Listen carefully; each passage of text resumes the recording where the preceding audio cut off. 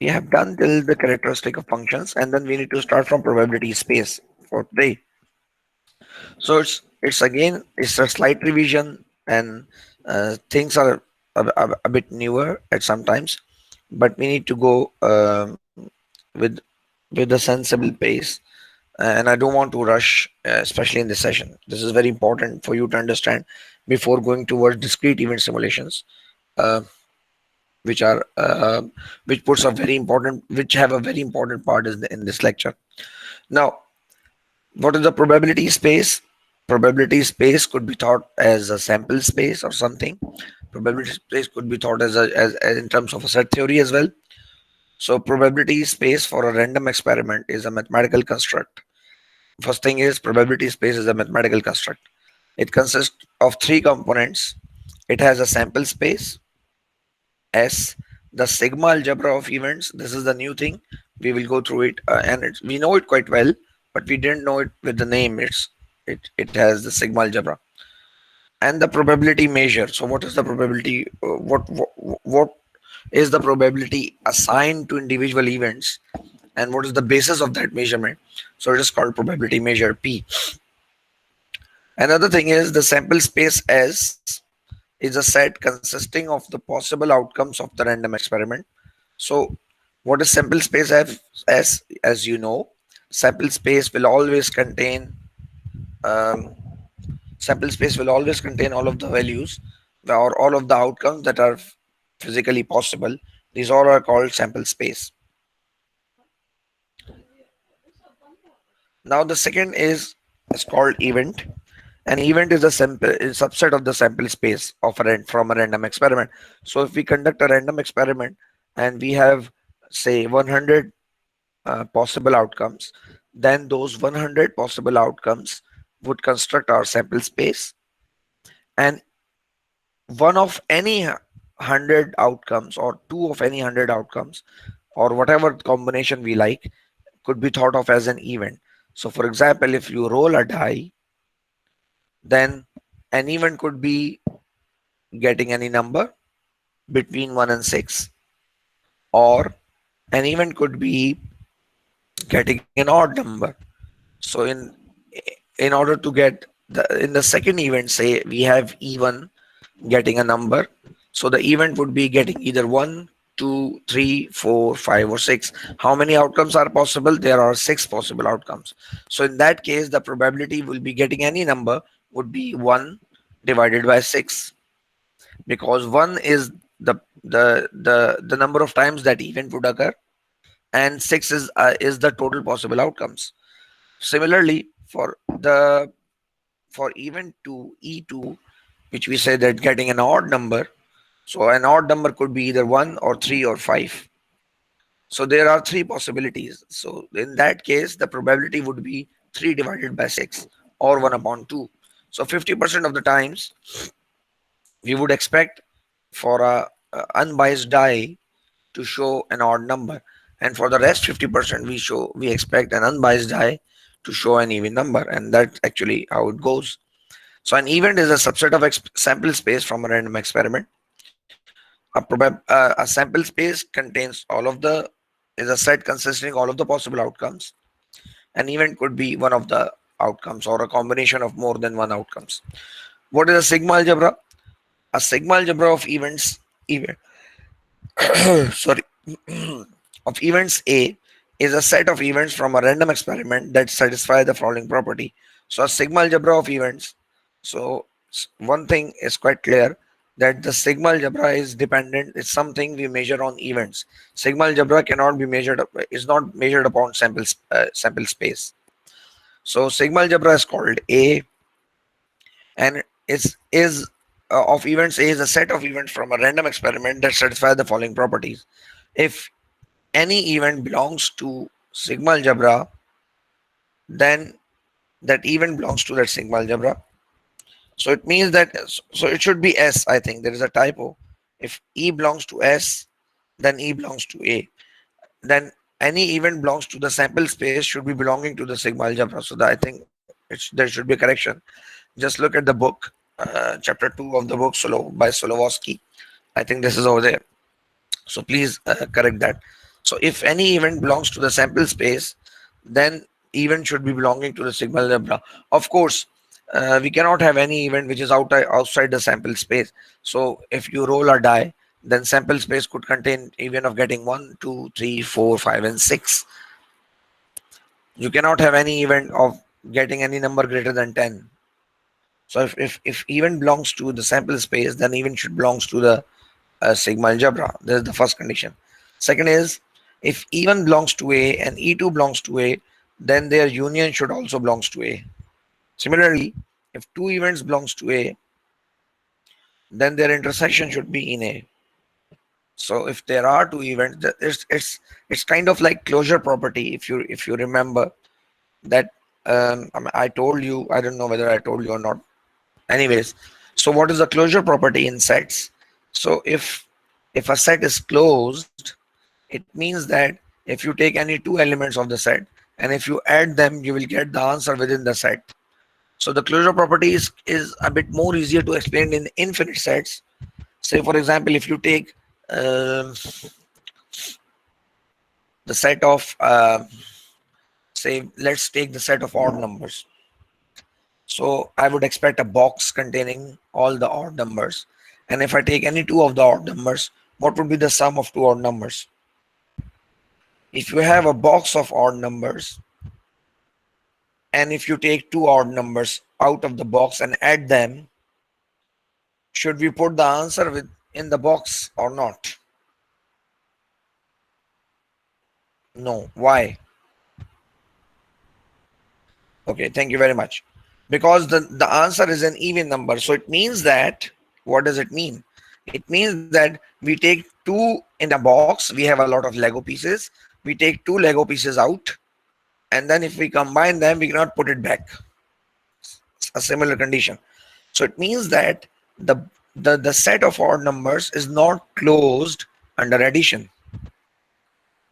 Similarly, if I take two odd numbers and if I multiply them, can I put them back?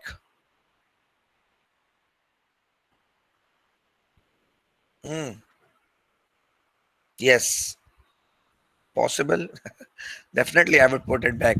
The reason is the product of two odd numbers is an odd number, and since I have an infinite set, I'm definite that that odd number should be within that set.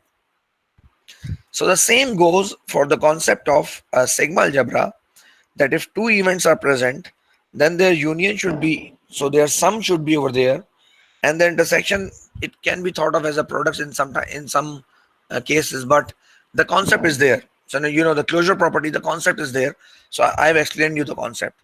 So if there are two events to set two distinct events, to separate events or two overlapping events, whatever the type of event is, whatever the type of events are, if I take the union of these two events, it should be within that sigma algebra. If I take the intersection of those events, it should be within that sigma algebra. Okay, the last one, the sample space should be in the sigma algebra. Okay, we can digest that easily. Okay, third thing, a probability space consists of sample space, sigma algebra, and probability measure. So the third thing is probability measure is a function having domain A. So the domain should be sigma algebra, a codomain between 0 and 1. Of course, why between 0 and 1? Because probability cannot be less than 0 or cannot be higher than 1, cannot be more than 1. And these two belongs to real numbers. These are contained in real numbers. So it means that any number between 0 and 1 is acceptable as as a probability, but not uh, beyond that. And a rule of correspondence P, such as the following probability holds. So, what is the rule of correspondence? It's a simple thing. I mean, you have been through all of these things except for the sigma algebra, but you know what the idea previously. So, probability of E is always greater than 0. So, for any event belongs to the sigma algebra, probability is always greater than or equal to 0, and that makes sense. Probability of sample space is always 1. If I have two non-overlapping events, non-overlapping. So what do you mean by non-overlapping? So for non-overlapping, we means that their intersection is a null set. So if I have two non-overlapping in events, then the probability of their union is simply the sum of their individual probabilities. Let me say that again. Probability of any event is greater than or equal to 0. For all event belongs to sigma algebra. Done, dusted. Probability of sample space equals to 1. We know that because sample space has all the events. It is a superset, universal set kind of thing. The probability, sorry, the probability of intersection of two non-overlapping events. So, sorry, the probability of union of two events that are non-overlapping is equals to the the sum of individual probabilities of those events. Once again, the probability of union of non-overlapping events is the individual sum of probabilities of is the sum of individual probabilities of those events. So that's actually how we can say line number 3. Now, so there is a discrete random experiment. Since we want to go discrete random simulations, discrete event simulation. So now we will start with discrete examples. Now, a sample space and the event space are defined using discrete sets, of course, because you're talking about discrete random experiment. So it's a three-sided die. So it's a special type of die. Uh, it's called a three-sided die. When die is rolled many times, we have a three-sided die. The sides are labeled as B, C, and D. We didn't use A because A is already allocated for sigma algebra. So in order to avoid confusion, so the sides of the die are B, C, and D.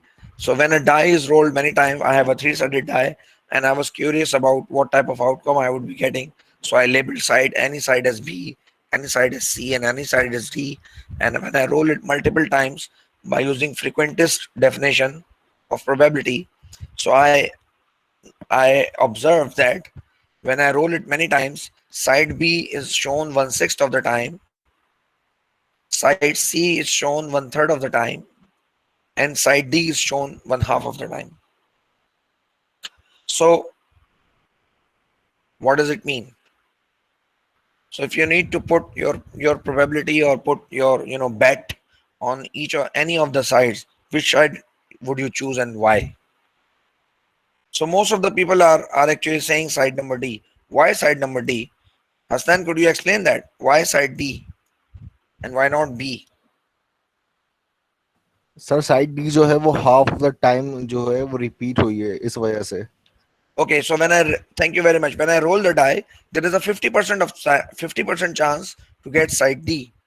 Similarly, there is 33.3% of chances of getting side C, and if there are almost 16 something percent of chance to get side number B. So that's why I would always go for side number D in order to put a bet because it is shown 50% of the time.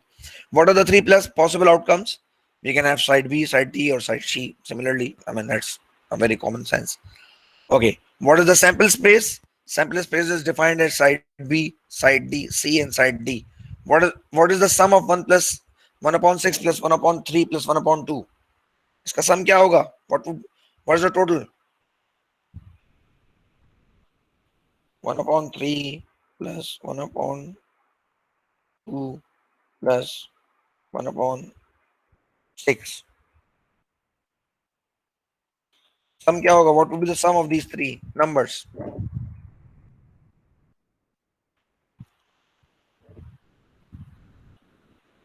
1. So that's actually what I was asking. Thank you very much. So what is the point of asking this question is probability of S will always be 1. Now getting to sigma algebra thing, which is the new kid in the block.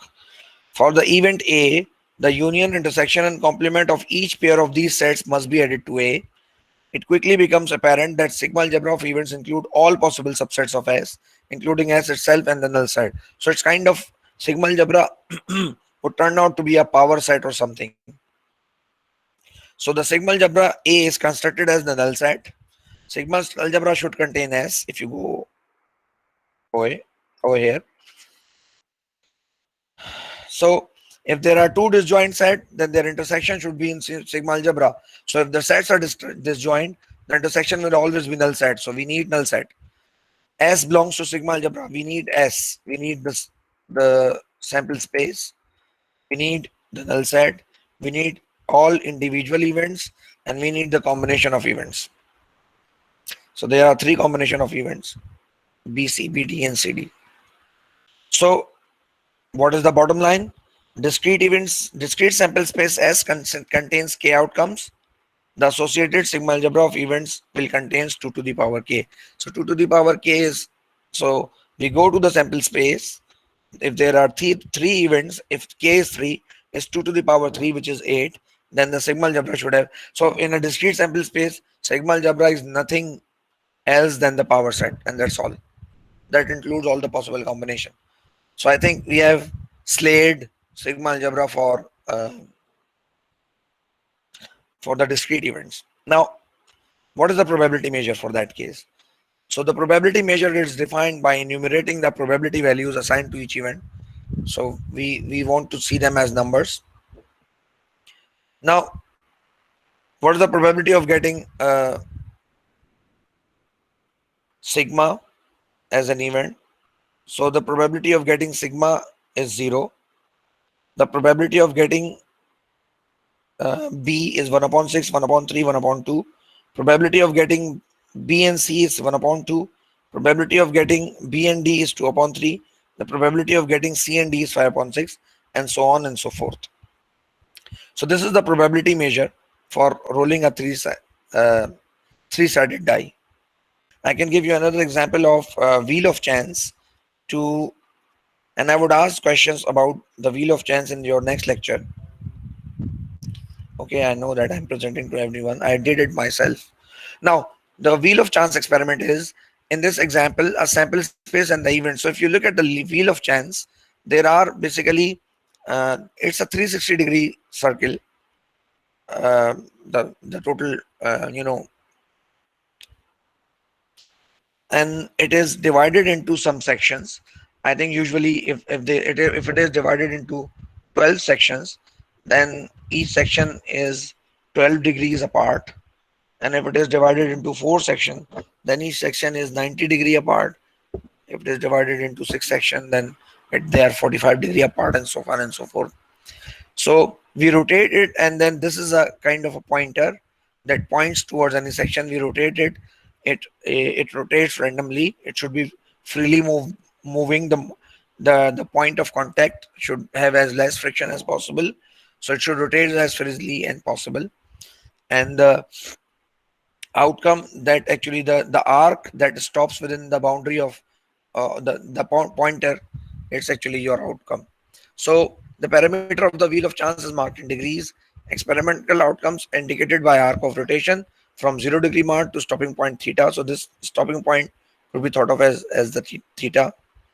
The set is 0 to theta, where theta is between 0 degrees and 360 degrees. So what is the sample space? So the sample space is between 0 and 360. An event corresponding to a possible outcome will have the form of 0, 30, theta, because theta means you're in that pointer. The sigma algebra is all possible unions, all possible intersections, and complement of these events are considered. The result of an event having the form of a union disjoint set are form E, theta 1, theta 2, whereas theta 1 is the pointer. So we can have, what is the probability? So if we divide it into four sections, what is the probability of getting, um, so 0 to 90 degrees is 1, 90 to 180 degrees is second section, 180 to 273 is third section, and 270 to 360 is 271 to 360 is for the fourth section. So what is the probability of getting second section and third section if I rotate it twice, or if I rotate it 10 times? So these type of events would form as theta 1, theta 2, whereas both angles The both should be with between 0 and 360. The sigma algebra of events consisted of the null set, the sample space S, and an infinite number of unions of disjoint set from the set E. So that you can have a lot of elements, a lot of members from a lot of unions, lot of intersection from this possible combination. And the probability measure is theta 2 minus theta 1 divided by 360 for each event A. Once again, what is theta A? Experimental outcome is integrated by the arc of rotation of the pointer from the 0 degree mark to the stopping point theta. So theta is actually the stopping point, which is between 0 and 360 degrees. So theta 2 minus theta A, when we subtract them, we will get the probability measure. We will talk about it in greater detail in later examples. So that's why I'm just giving you an example. Just think about it in game shows and everything. We will talk about the mathematical structure after a while. What are the random variables? Let P, now we will stop over there and then we start looking at the random variables. Let P is equals to SAP be a probability space where S is the sample space, A is the sigma algebra of events, and P is the probability measure P. Um, a random variable X defined on this probability space is a function of domain with domain of the sample space. So a random variable has domain or the element from sample space and it has assigned a probability P and which shows the codomain of set of R and a rule of correspondence which goes from the domain to a real number such as the set X or given X is H such as X belongs to S and X of S is less than equal to is an event A. So I mean if I stop it for a moment and then ask what do you mean by a random variable. So I give you a very quick I give you a very detailed example when we were discussing biostatistics. And me remind you, a variable, what is the difference between a variable and a random variable? If I give this equation to all of the class x square minus x minus 6, and I ask everyone to solve it and solve it correctly, by the way, so you will always get one unique answer to that question. Although x is a variable and it can take any value, but for that particular question, you will always get a unique answer or more than one answers, say. But if I talk about random variables, so you know that the answer is can so let's take the example of rolling a die. Even easier example. Let's take an example of tossing a coin. I know the output. It should be either head or tail. Head or tail. The output is known. Okay, thank you very much. It's a better definition. The output is known. So uh, for a coin tossing experiment, the sample space contains two elements, head and tail. Isn't that the case? And the random variable assign the probability to getting ahead, and random variable assign the probability to probability space assign the probability to getting ahead and getting a tail. So after repeated experiments, we know that probability of getting ahead is 50% and probability of getting a tail is 50%. But why it is a random variable? It is a random variable because you don't know what would occur next. That's why it's a random variable. So if you take this example and compare it with another example of what I said about solving a quadratic equation, if I give a coin to each of you, you will get answer which would be either head or tail. But I don't know which one of you would be getting head, which one of you would be getting tail. So a random variable could be bounded. A random variable could have defined outputs. But why it is random? It is random because we don't know the next output. If any one of you remember, and if it rings the bell, if it rings the bell of any one of you, this is the definition which I told during your class. Okay. Anyways, so making it full screen. So a random variable is defined on this probability space as a function And this is a formal definition. A random variable x is simply a function that assigns to each experimental outcome a real number. So the experimental outcome for coin tossing was head, the experimental outcome for coin tossing was tail, and zero point 0.5 is a real number, and that random variable assigns head as zero point 0.5 and tail as zero point 0.5. That random variable assigns getting a 1 in rolling a die as 1 upon 6, 2 as 1 upon 6, 3 up till 6 as the probability values of 1 upon 6.